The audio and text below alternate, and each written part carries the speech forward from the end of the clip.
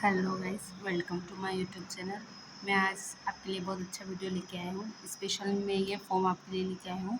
इसमें जो सारी इन्फॉर्मेशन है वो एक प्रेग्नेंट लेडी की है। ऐसा ज़रूरी नहीं कि हर जो गायनिक डॉक्टर है उसी के पास ये इन्फॉर्मेशन होनी चाहिए। जो भी डॉक्टर है अगर उनके पास कोई प्रेग्नेंट लेडीज़ आती है तो इतनी इन्फॉर्मेशन तो हर किसी क्लिनिक पे या किसी भी हॉस्पिटल के डॉक्टर को होनी चाहिए। तो अगर कोई मेडिकल स्टूडेंट हो तो उसको भी पता होना चाहिए कि ये चीज़ें क्या क्या होती है। तो गाइस चलिए वीडियो स्टार्ट करते हैं। उससे पहले अगर आपको मेरे वीडियोस पसंद आते हैं तो प्लीज़ लाइक कीजिए, सब्सक्राइब कीजिए और बेल आइकन दबाना ना भूलें। तो गाइस वीडियो स्टार्ट करते हैं। तो गाइस पहले जो फॉर्म है, फॉर्म नहीं है, अगर हम किसी नॉर्मल पेज पे भी अगर उनका या डायरी में अगर उनकी कोई इन्फॉर्मेशन लेना चाहते हैं तो वो कैसे लेनी चाहिए वो स्टार्ट करते हैं। पहले हमें उनका नाम, जो पेशेंट है, जो फीमेल पेशेंट है उसका नाम क्या है। मान लो उसका नाम रानू है तो हमने लिख दिया रानू, ठीक है। जो सरनेम है वो लिख देंगे। पता एवं फ़ोन नंबर, हम उनके फ़ोन नंबर लिखेंगे, ठीक है। उसके बाद उनकी एज, हर फीमेल लेडीज़ की एज मिनिमम एक तो फेस से पता चल जाती है। बाकी जो भी है 20-25, जो भी पेशेंट की एज है वो लिखिए। मान लो अगर वो 25 है, ठीक है। लिंग मीन्स जेंडर क्या है उनका, फीमेल है। उनका जो भी वज़न होता है हम वो लिखेंगे इसके अंदर। रिश्तेदारी, अगर उनके साथ कोई आया है तो उनका नाम लिखेंगे, ठीक है। रजिस्ट्रेशन नंबर, जो भी अगर उनका रजिस्ट्रेशन नंबर, अगर अपना खुद का पेशेंट है तो उनका रजिस्ट्रेशन नंबर लिखेंगे। अगर वो आईपीडी पेशेंट है जो भर्ती हो रखा है हमारे यहाँ पे, अगर हॉस्पिटल है तो वो ऑफकोर्स भर्ती हुआ होगा, जो एडमिट रहता है आईपीडी पेशेंट रहता है उसका लिखेंगे। उसके बाद डॉक्टर, जो भी डॉक्टर उनको देख रहा है, जो जिस डॉक्टर के हाथ में जो पेशेंट का केस है उनके उस डॉक्टर का नाम लिखे हम। तो जैसे लिखते हैं मेरा नाम डॉक्टर शोभा। Okay guys.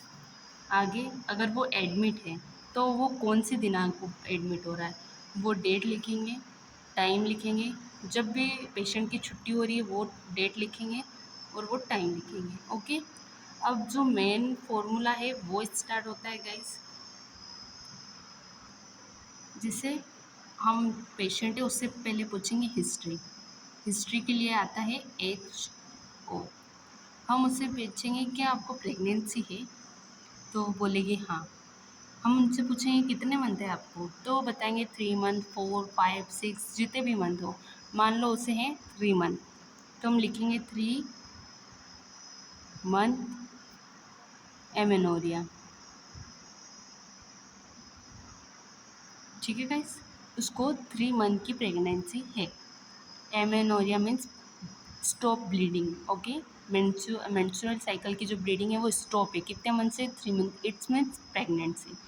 फिर आता है कंप्लेंट, क्या उसे इस प्रेगनेंसी के दौरान उसे कोई प्रॉब्लम हो रही है, या उसे फीवर है, या उसे बैक एक है, या उसे बॉडी दर्द होता है, फीवर है, कफ है, पेन है, कुछ भी अगर उसे होता है तो वो कंप्लेन हम यहाँ लिखेंगे। अगर नहीं है तो हम नो कंप्लेन कर देंगे। Okay, no complain.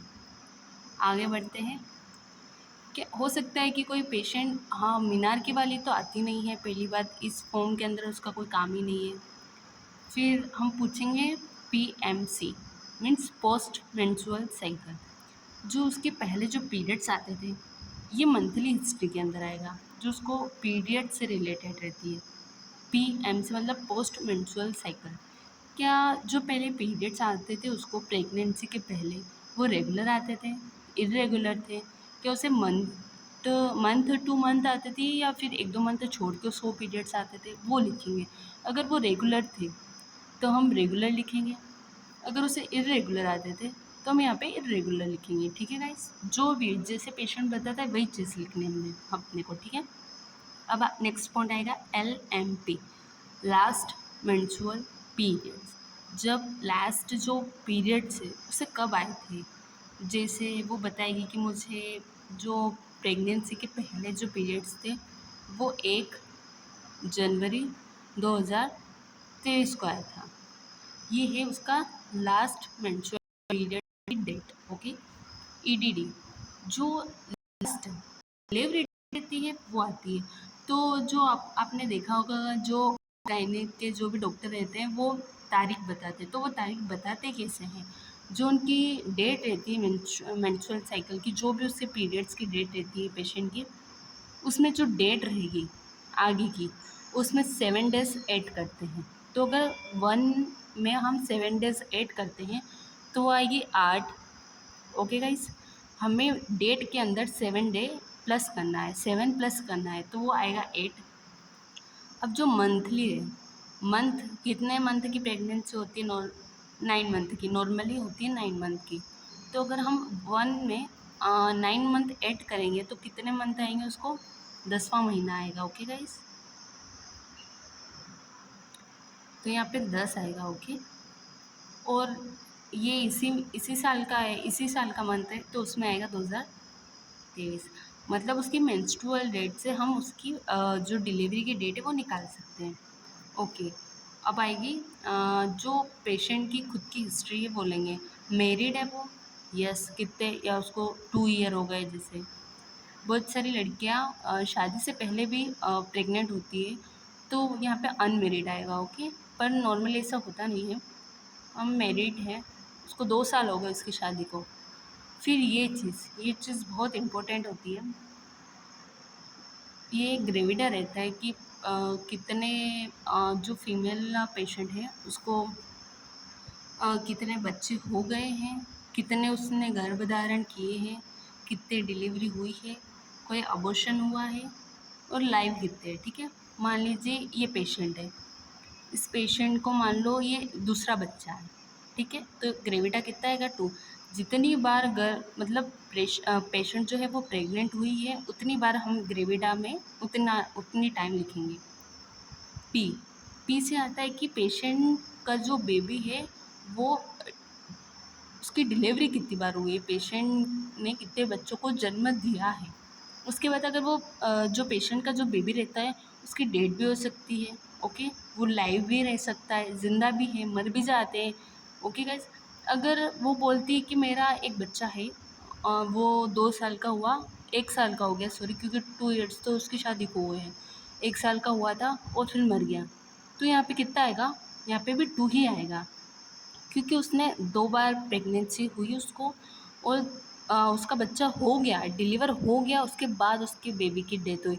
अगर वो बेबी जो गर्भ धारण किया है उस फीमेल ने, उसके अंदर ही अगर हो जाता है, जो अबॉर्शन बोलते हैं जिसको, तो उसके अंदर आएगा। अगर बेबी पेट के अंदर डेथ हुई है तो वो अबॉर्शन के अंदर आएगा। लेकिन जिस बेबी डिलीवरी हो गई, वो इतने टाइम रह गया, उसके बाद अगर उसकी डेथ हुई है तो हम इसके अंदर लिखेंगे। ठीक है, तो वो बाद में वो आया उसकी डेट, तो यहाँ पे भी 2 आएगा। ओके गाइस, ये 2।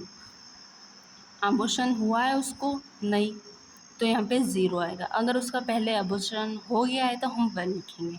अब उसका बेबी कितने लाइव है? एक बेबी, तो अगर उसके दोनों बेबी लाइव है तो यहाँ पे 2 आएगा।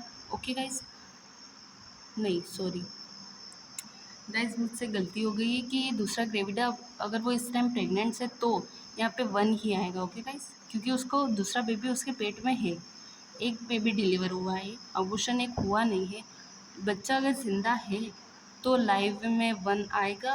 अगर बेबी डिलीवर के बाद डेथ हुई है तो यहाँ पे D1 करके हम 1 लिखेंगे। ओके, और अगर वो ज़िंदा है तो 1 आएगा।